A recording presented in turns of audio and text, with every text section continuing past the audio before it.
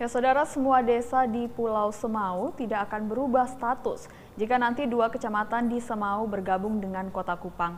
Berdasarkan Undang-Undang Desa dan Undang-Undang tentang Pemerintah Daerah, pemerintah kota dan pemerintah kabupaten memiliki wewenang untuk menentukan status sebuah desa atau kelurahan berdasarkan aspirasi masyarakat.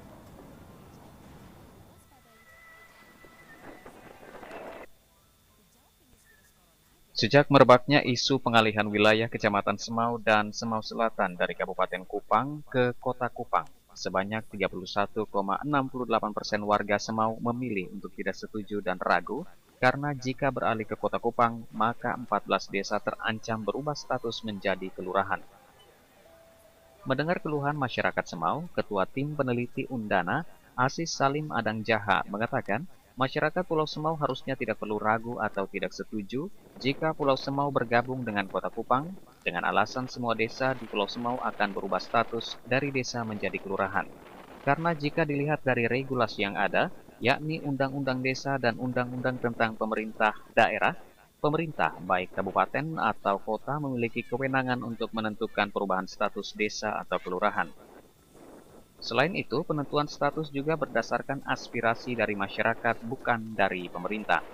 Dengan demikian, ketika Pulau Semau bergabung dengan Kota Kupang, maka desa di Pulau Semau tidak berubah status. Pulau Semau memiliki potensi sumber daya alam yang begitu besar, baik pertanian, peternakan, kelautan, pariwisata, dan kekayaan budaya, yang memungkinkan semua desa di Kecamatan Semau dan Semau Selatan dipertahankan statusnya sebagai desa, sehingga semua sumber daya alam yang dimiliki bisa dikelola dengan dana desa.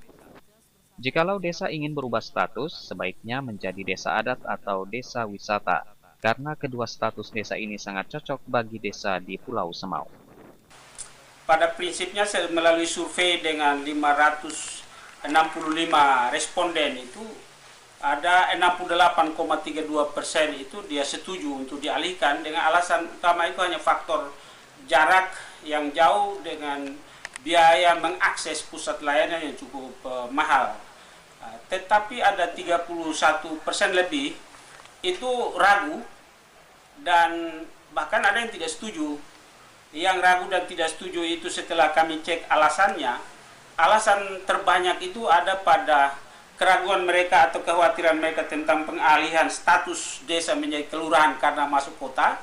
Kemudian yang utama adalah hilangnya dana desa kalau mereka beralih status menjadi kelurahan. Padahal undang-undang menjamin bahwa desa itu ada di dalam kabupaten dan kota. Desa tidak hanya ada di kabupaten.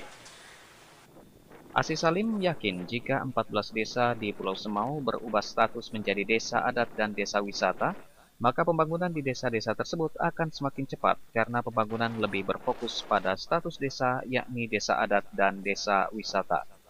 Dari Kabupaten Kupang, Kris Poto, TVRI NTT.